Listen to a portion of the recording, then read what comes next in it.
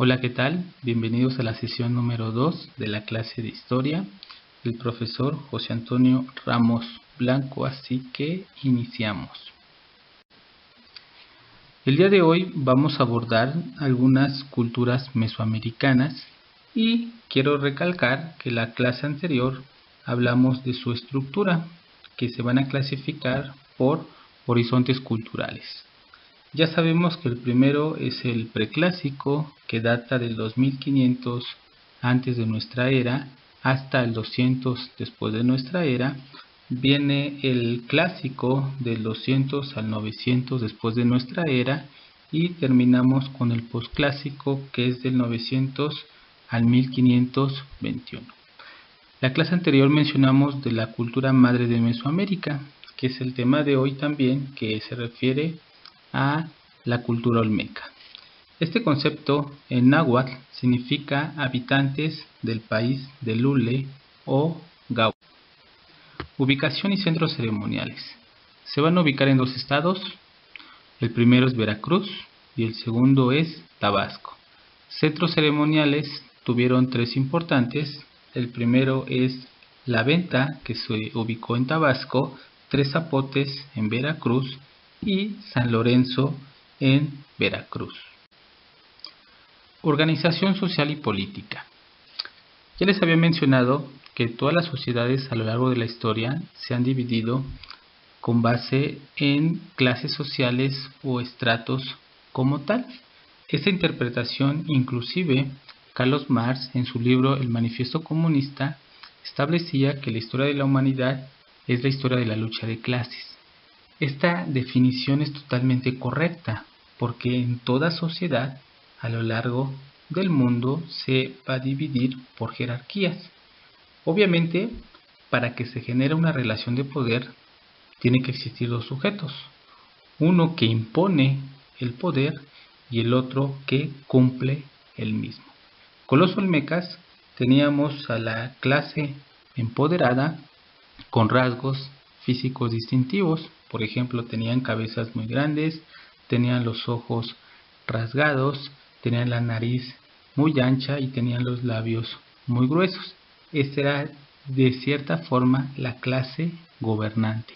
Pero también se han encontrado otro grupo de personas donde la cabeza es más pequeña, la nariz es de tipo aguileña y los labios son más delgados. También hay que mencionar que va a ser un sistema político totalmente teocrático. Y ya les expliqué la clase anterior que se refiere a que el sistema político como el gobierno se relacionan directamente con la religión. Actividad económica. Ellos se dedicaron a la agricultura, específicamente sembraban chile, frijol, maíz, calabaza y también practicaban de cierta forma la pesca y también la cacería. Aspectos culturales. Los vamos a dividir en tres ámbitos. Primero, su arquitectura. Aquí hay que mencionar que las pirámides olmecas no fueron como las posteriores, como por ejemplo las mayas, en donde estaban constituidas a través de piedra como tal. Aquí ellos, al no disponer de este elemento, entonces las comenzaron a elaborar de tierra. Esto explicaría por qué en la actualidad no tenemos indicios de los mismos, porque a final de cuentas fueron erosionadas. Su arquitectura también es muy importante porque la planificaban de una forma totalmente objetiva y simétrica. En el centro se encontraba el templo con mayor grado de divinidad y luego estaba dividido por calzadas que representan cada punto cardinal. Esculturas, pues tú conoces las cabezas colosales, se han encontrado aproximadamente 13. Y en la parte de la serpentina es que también hay figuras de otros seres como de tipo mitológico. Por ejemplo, hay esculturas donde hay figuras de personas que tienen rasgos felinos y también se dedicaron a la cerámica, principalmente de barro, con ciertos adornos de jade. Religión. Aquí la religión es politeísta. Tú ya sabes que significa que se conforman por una diversidad de dioses. Los más importantes fue el de la lluvia, el de la tierra, y aquí entra un animal muy emblemático en las culturas mesoamericanas que va a ser el jaguar o los guerreros jaguares. Pasamos a la segunda cultura del día de hoy, que son los teotihuacanos. Este concepto también en náhuatl significa lugar donde las personas se convierten en dioses. Y aquí vamos a abarcar del año 100 antes de nuestra era hasta el año 750 después de nuestra era. Su ubicación. Su ubicación de esta cultura va a ser el altiplano central, que actualmente sería lo que conocemos como el de México. Estructura social y política. Tenemos aquí a los sacerdotes. Ellos controlaban tanto el ámbito económico como el político. Eso explicaría por qué las pirámides eran tan colosales. Aparte, existían también comerciantes, campesinos y guerreros.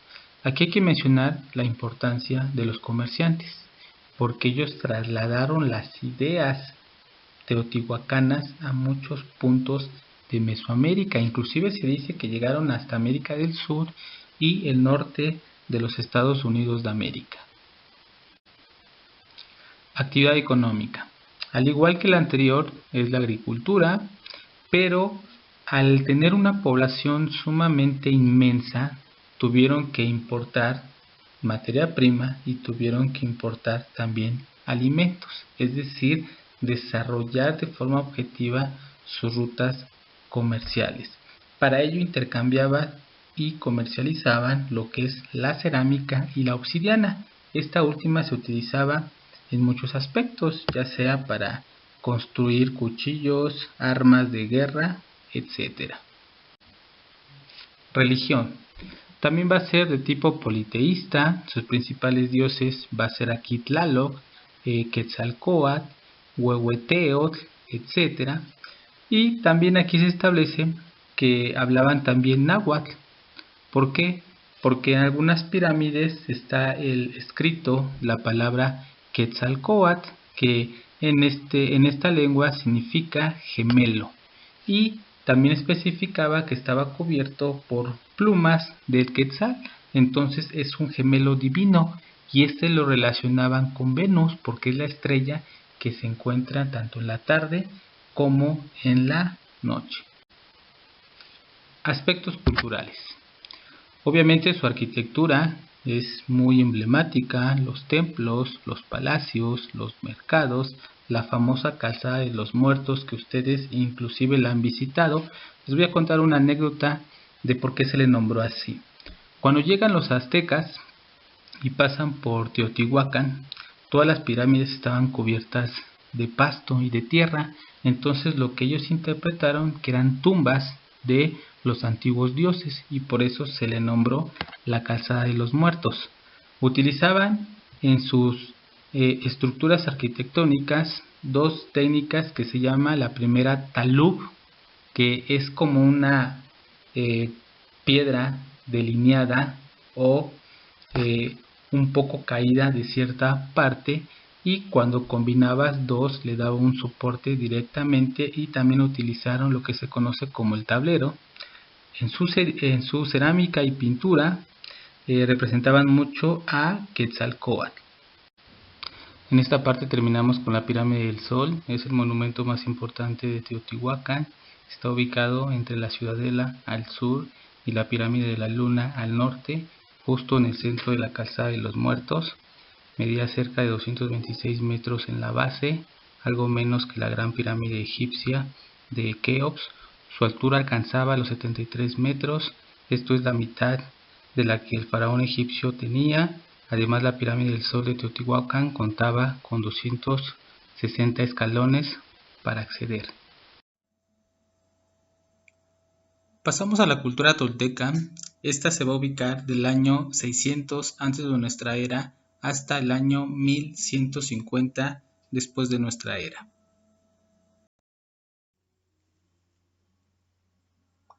Antes de abordar el tema de los toltecas de manera profunda y objetiva, sí me gustaría contarles sobre un pueblo o una ciudad mítica que las culturas mesoamericanas difundieron mucho y admiraron. Si yo analizo Europa entre los siglos XV y XVI, todas las civilizaciones trataron de ejemplificar la grandeza de los griegos y los romanos. Entonces trataron de copiar su forma de escribir, la manera en la que interpretaban y ejemplificaban el arte, y aquí en Mesoamérica tenemos algo totalmente similar, solamente que aquí se llama la ciudad Toyán, que fue, según las leyendas o los mitos, fue creada por un gran rey y sacerdote sabio llamado Quetzalcóatl.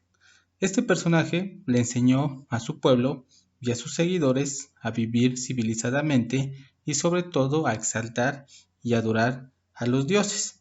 Dominaron todos los oficios, se hicieron gloriosos, artistas, sublimes orfebres y plateros y excelentes artesanos de la pluma, además de ser grandes arquitectos.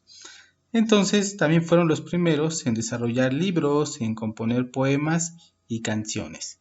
Todos los pueblos o aglomeraciones mesoamericanas siempre trataron de imitar.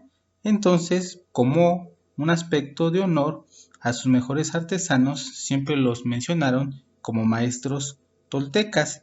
Sus templos y palacios copiaron su estilo y decoraciones.